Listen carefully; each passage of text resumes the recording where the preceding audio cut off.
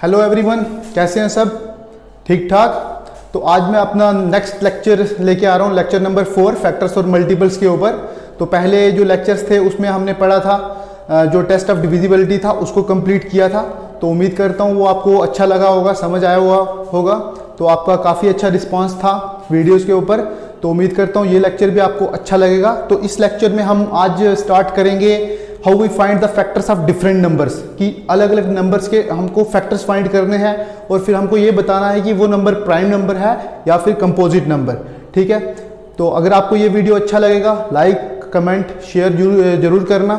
ठीक है, और मेरे चैनल को ज़्यादा से ज़्यादा सब्सक्राइब करना।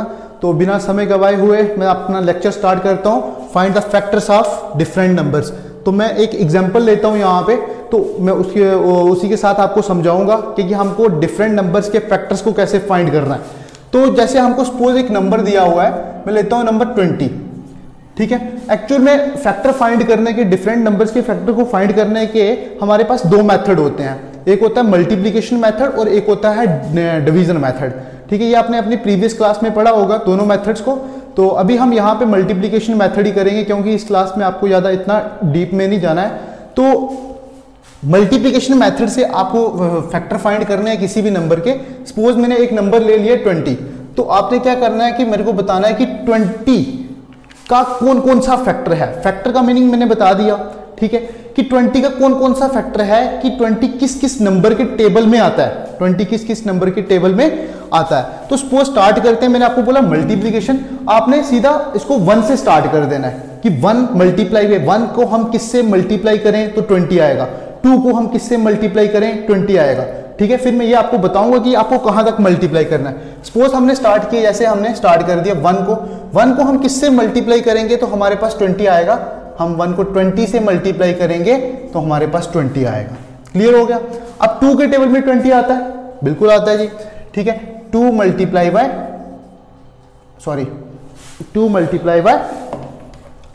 10 करेंगे तो हमारे पास क्या आ जाएगा 20। तो अब इसको देखना है कि आपको 3 के टेबल में 20 आता नहीं आता।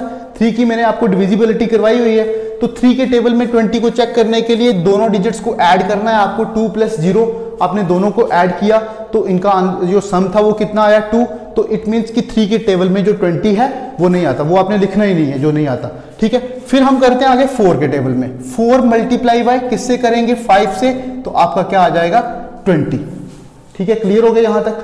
5 के टेबल में आपको करना है 5 multiply by 4 is equal to कितना आ गया 20। आपको बस ये यहां तक ही करना है। अब ये यहां तक क्यों करना है?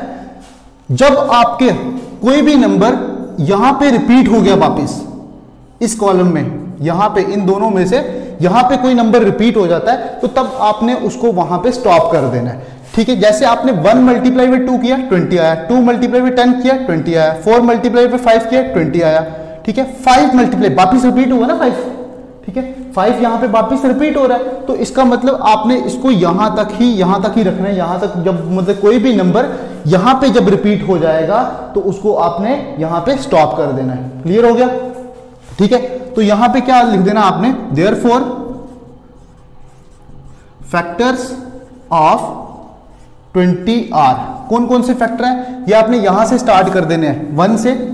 1 2 4 जिसके टेबल में आया हुआ है 5। ठीक है, अब इस साइड से ऊपर जाना है आपको, लेकिन जो आपने नंबर पहले लिखा हुआ है उसको रिपीट नहीं करना है। 4 आपने लिख दिया पहले का, 5 आपने लिख दिया। ठीक है, 10 and 20 these are the factors of 20। अब मैंने आपको एक और क्वेश्चन बोला था आपको पहले कि आपको यह भी बताना है साथ में कि ये अब प्राइम नंबर है या कंपोजिट नंबर। ठीक है, ऑब्वियसली ये क्या है हमारा composite number. It is 20 is a composite number. Why composite? Because it has more than 2 factors, क्योंकि इसके 2 से ज्यादा फैक्टर्स हैं। ठीक है, इस तरीके से आपको मतलब कि कोई भी जो नंबर दिया गया होगा उसके फैक्टर्स फाइंड करने हैं। ठीक है, मैं एक और एग्जांपल लेता हूं।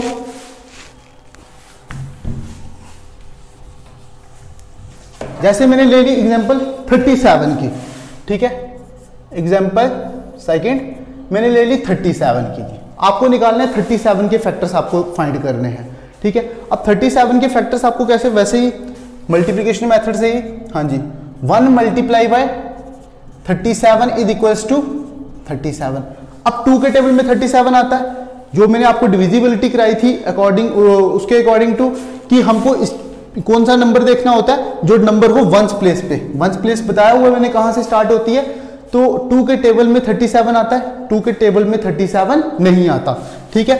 तो अब देखो कि जो नंबर 2 के टेबल में नहीं आ रहा वो किसी भी इवन नंबर के टेबल में नहीं आएगा, ठीक है। अब आपने इसको 37 को किसी भी इवन नंबर के टेबल में चेक ही नहीं करना, ठीक है।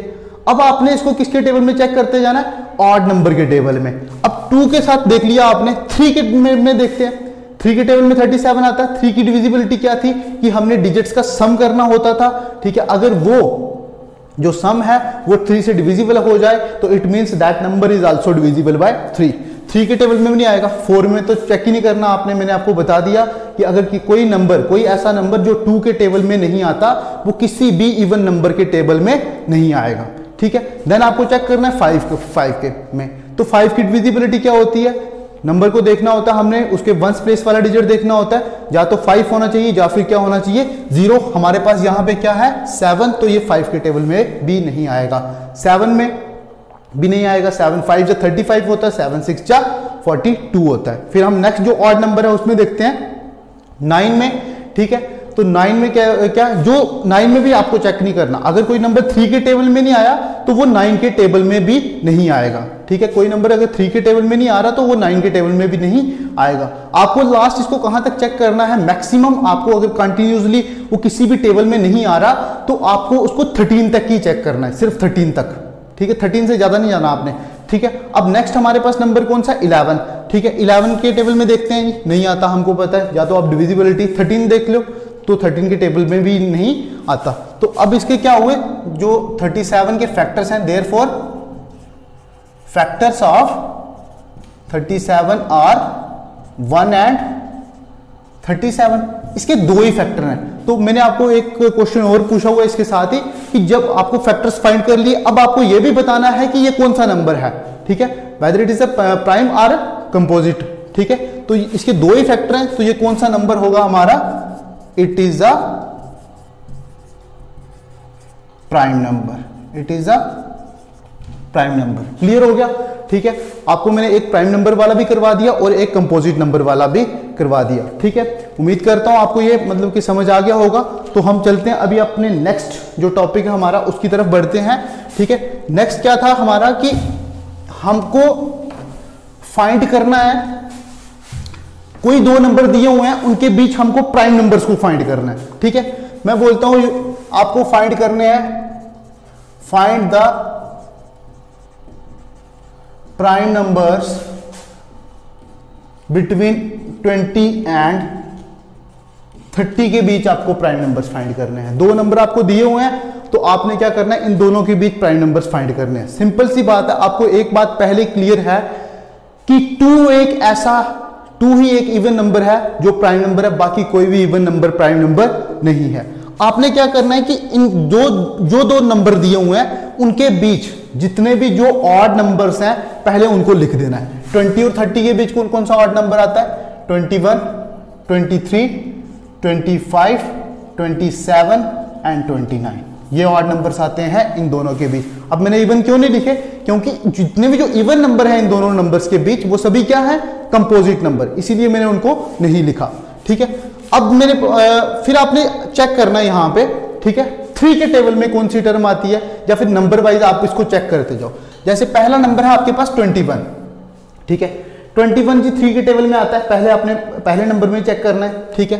3 के टेबल में आता है 21, हाँ जी बिल्कुल आता है, क्योंकि इसका हम सम करेंगे 2 और 1 का कितना आएगा 3, तो 3 आया तो वो डिविजिबल हो जाएगा 21 के साथ, इसको काट दो, ठीक है। फिर आता है 23 को चेक करना है आपने, ठीक है। अभी मैंने आपको जो अभी मैंने पीछे पढ़ाया आपको, ठीक है, तो उसमें मैं बता रहा था जैसे फैक्टर, तो आपने मैक्सिमम कहां तक देखा, आपने 13 तक, ठीक है। तो 23 को देखना आपने, किसी भी इवन नंबर में तो आएगा ही नहीं, ठीक है। आपने 3 में देखना, पहले 3 के टेबल में नहीं आएगा, 3 और 2 5 होते हैं, ठीक है। तो 5 3 के टेबल में नहीं आता, तो इसका मतलब क्या हुआ कि जो 23 है वो भी 3 के टेबल में नहीं आएगा। नेक्स्ट जो हमारे पास ऑड नंबर आता है वो कौन सा है, 5। 5 में चेक करेंगे, 5 की डिविजिबिलिटी बहुत आसान है, उसकी वंस प्लेस का डिजिट देखना होता है हमको, या तो वो 0 होना चाहिए या फिर 5 होना चाहिए। यहाँ पे उन दोनों में से कोई भी नहीं है तो ये 5 के टेबल में भी नहीं आएगा। फिर नेक्स्ट नंबर देखेंगे हम, कौन सा है, 7। ठीक है, तो 7 है तो 7 के टेबल में ये आएगा, बिल्कुल नहीं आएगा। 7 3 जा 21 होता है, 7 4 जा कितना होता है, 28। ठीक है, उसके टेबल में भी नहीं आएगा। 7 के बाद आपको किस में देखना है, सीधा 11 में, 9 में नहीं देखना, क्योंकि जो 3 में नहीं आया वो 9 में भी नहीं आएगा। ठीक है, 11 में 11 1 जा 11, 11 2 जा 22। फिर आपको देखना है 13 में, 13 1 जा 13, 13 2 जा 26। मैंने आपको बोला आपने कहाँ तक देखना है, मैक्सिमम 13 तक। तो इसका मतलब कि ये जो मैंने आपको टेबल बताए 13 तक, तो उनमें से एक के टेबल में भी ये नहीं आया, तो ये क्या हुआ, हमारा प्राइम नंबर। ये क्या है, हमारा प्राइम नंबर। नेक्स्ट नंबर पे आते हैं हम, 25 दिया हुआ है आपको। ठीक है, 25 है तो 25 सिंपल आपको दिख रहा है कि किसके टेबल में आता है, पता चल गया सभी को किसके टेबल में आता है, ये 5 के टेबल में आता है। तो इसका मतलब ये कौन सा नंबर हुआ, कंपोजिट नंबर। फिर हम बढ़ते हैं नेक्स्ट नंबर पे, 27। 3 से चेक करना है पहले, 27 तो 3 के टेबल में आ जाता है। ठीक है, तो इसका मतलब ये भी आपका क्या है, कंपोजिट नंबर। फिर आती है लास्ट 29 की बारी। ठीक है, 29 3 के टेबल में देखेंगे पहले, 9 और 2 11, नहीं आएगा। ठीक है, 3 के बाद 5 में वंस प्लेस पे 9 है, ठीक है, नहीं आएगा। 5 के बाद 7 में, 7 4 जा 28, 7 5 जा 35, नहीं आएगा। फिर 7 के बाद 9 में मैंने आपको बताया कि आपको देखना ही नहीं है। ठीक है, 9 के बाद आपको किस में देखना है, 11 में सीधा। ठीक है, तो 11 में भी ये नहीं आएगा और 13 में भी ये नहीं आएगा। इसका मतलब ये भी क्या हुआ, आपका प्राइम नंबर। तो नीचे आपने लिख देना है देयरफॉर जो आपके प्राइम नंबर्स आए हैं, prime numbers between 20 and 30 are, वो कौन कौन से हैं आपके, 23 एंड 29। इस तरीके से आपको डिफरेंट, मतलब कि यहाँ पे ये क्वेश्चन आपको अलग से भी आ सकता है।